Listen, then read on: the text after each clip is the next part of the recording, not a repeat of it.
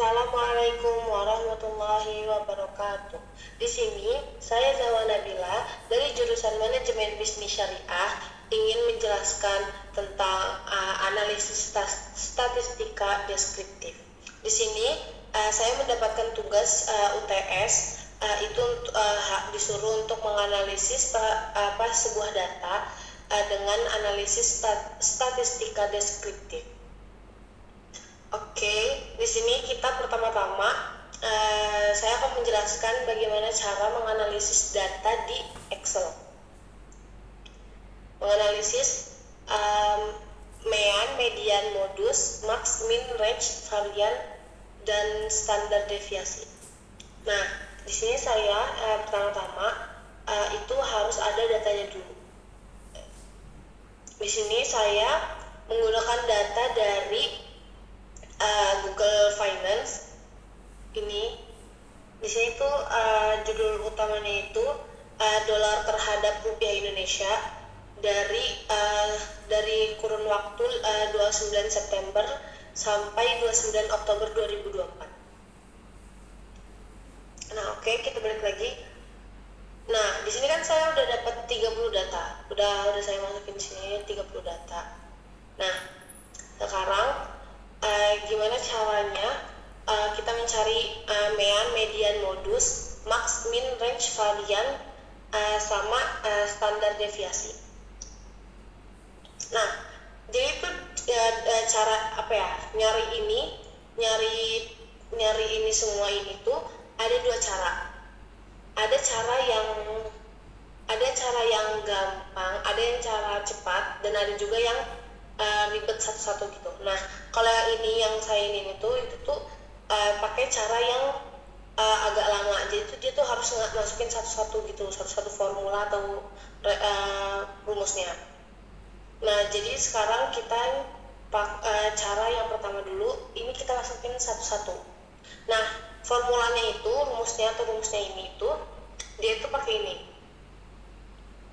Itu mean ini formulanya itu sama dengan average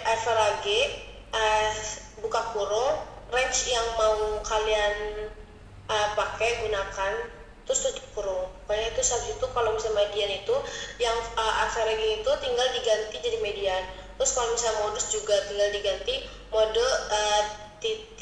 dot SNGL. Terus terus habis itu yang max juga sama, tinggal diganti max. Terus habis itu yang min juga yang ini. Terus kalau misalnya range itu dia hasil dari perkurangan max dan min. Terus habis itu yang varians itu yang ini. Terus standar deviasi itu ini formulanya. Nah, sekarang coba kita praktekin. Nah, di sini yang pertama ini anggap aja belum ada nih, masih kosong kan.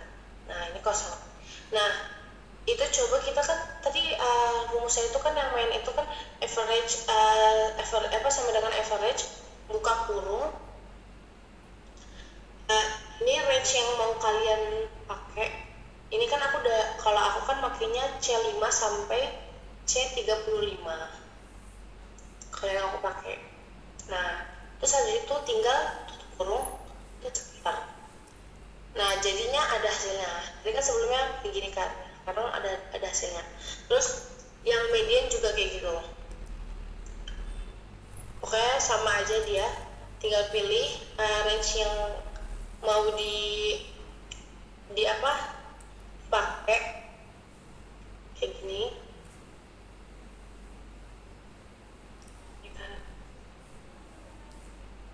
Nah, udah nih. Terus yang ini juga sama, buka kurung, range yang mau dipakai,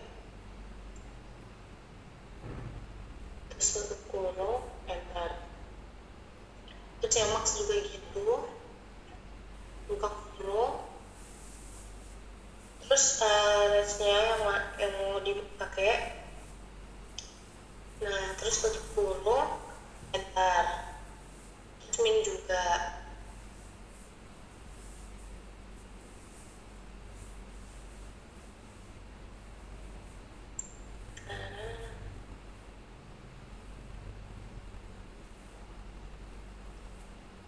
Kalau range ini kan udah dimasukin ya, udah ini tadi yang mau dipakai, apa namanya, range yang dipakai saya pakai, terus dikurang min buka kurung, ini range yang mau dipakai juga, terus kurung, terus habis itu hasilnya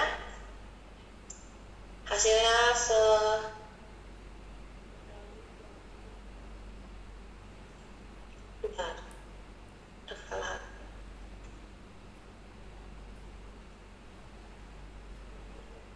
Nah hasilnya segini nih, 605 4. Nah terus yang variance itu juga sama ya kan,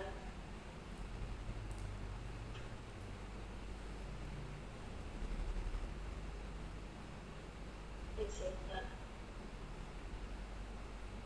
Kita langsung aja 5 nih, saya tinggal 5 kurung enter.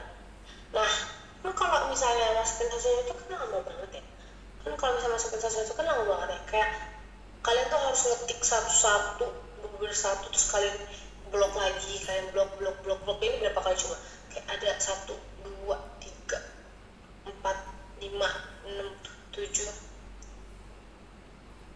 8 ya, karena ada 8 gitu kayak buang-buang waktu aja gitu kan. Nah gitu aku ada cara yang dia itu cepet gitu kan. Nah caranya itu, dia tuh di Excel ini tuh ada satu fitur yang namanya itu data analisis. Nah di sini tuh nanti kalian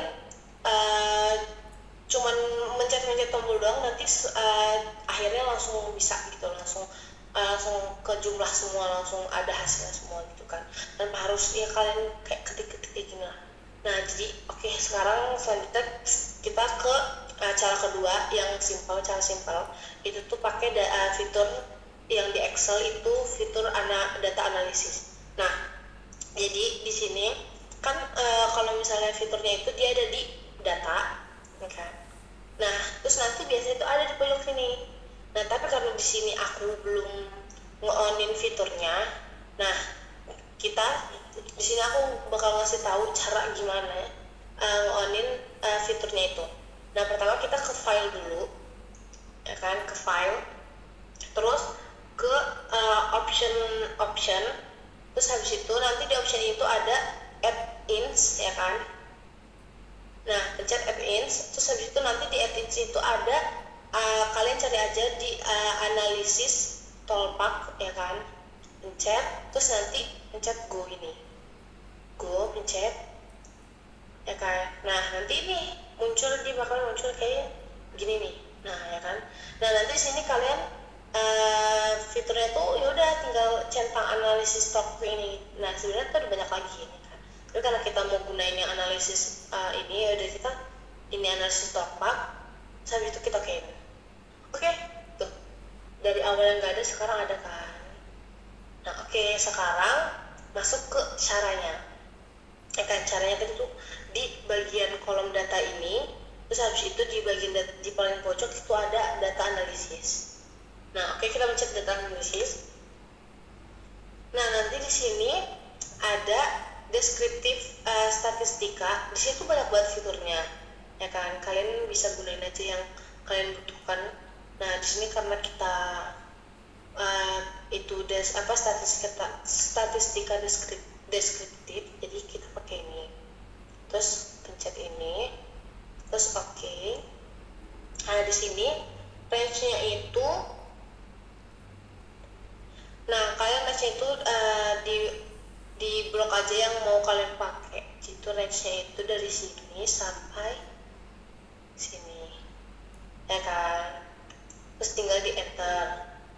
Nah itu di sini tuh ada label inverse row kan.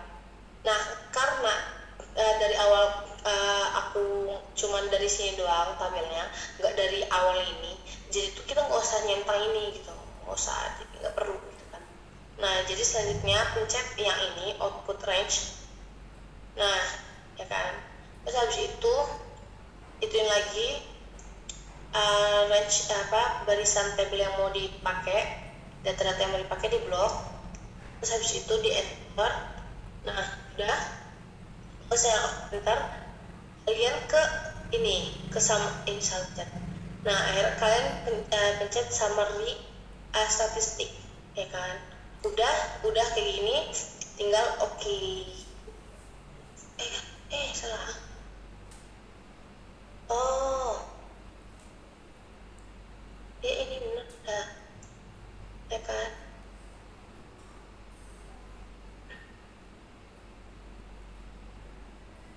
Coba sebentar ya. Nih. Sebentar.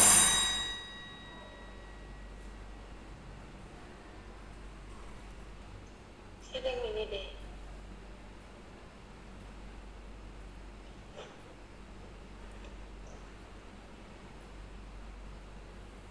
Ya coba ulang lagi ya. Kita ulang lagi coba. Nih ya. Nih jadi kalian ke deskriptif statistik nih. Terus pencet, ya kan. Nah kalian blok apa yang mau diiniin dari awal sampai akhir. Sini pencet, terus output.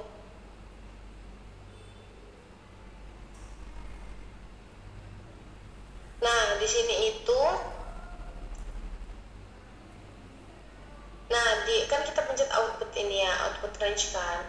Nah di sini itu cari yang pengen ditaruh ininya. Nah pencet di sini ya, pencet di sini nih, ya kan. Pencet di tabel E, di kolom E 15. Jadi itu pengen ditaruh di sini lah pokoknya. Nah buat nanti itu nih hasil analisisnya udah. Terus itu jangan lupa pencet si summary statistik. Terus habis itu pencet oke. Nah kan ada jadi ternyata kesalahannya aku ngeblok semuanya tadi pas di bagian output tadi. Nah jadi sesuai kayak gini kan, udah semuanya tuh kan hasilnya tuh sama kan, hampir sama, tapi dia lebih detail aja dia koma-komanya kan.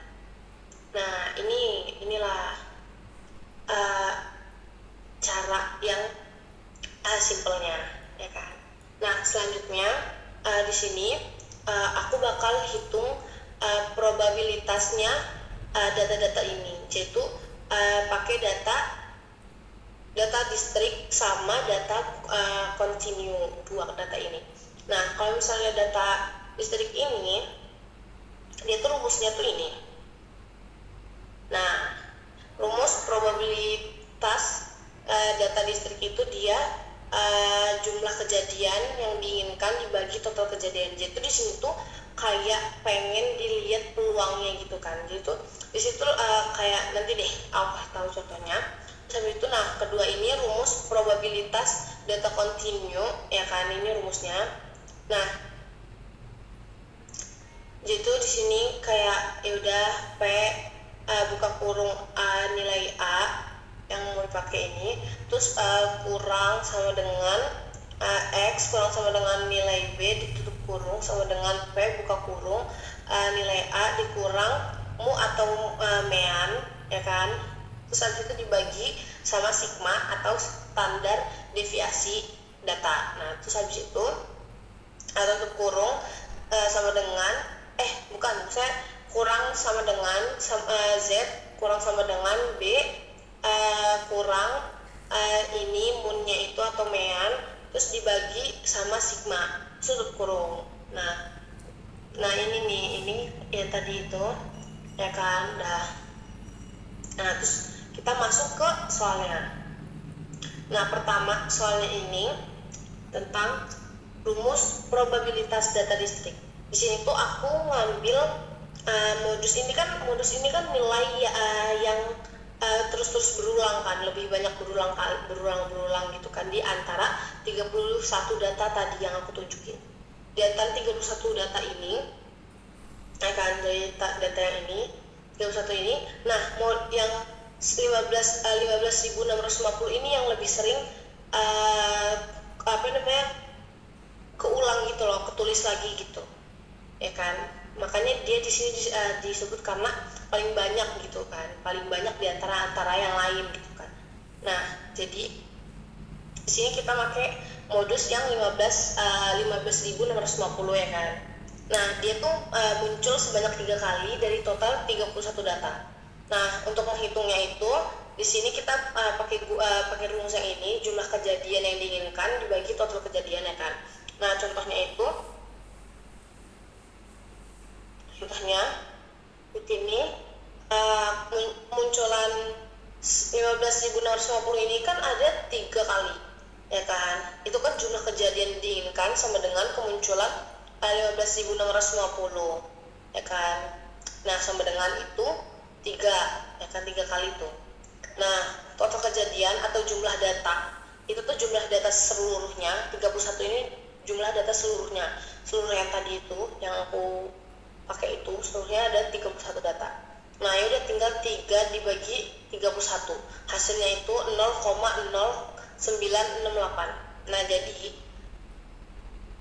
jadi peluang si 15.650 ini itu tuh sekitar 0,0968 atau sekitar 9,68% kayak gitu. Nah, yang kedua itu yang data continue, probabilitas data continue. Nah, di sini aku di sini pakai data yang antara 15.500 sampai 15.700 ya kan. Jadi nilai yang jatuh dalam rentang tertentu itu kan kita harus pakai nilai tertentu yang jatuh dalam rentang tertentu juga gitu loh.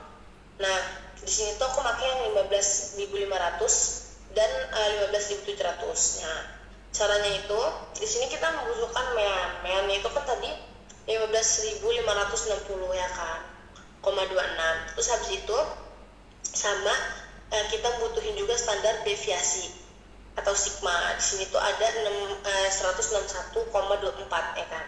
Nah, terus di sini langkah-langkahnya pertama kita harus hitung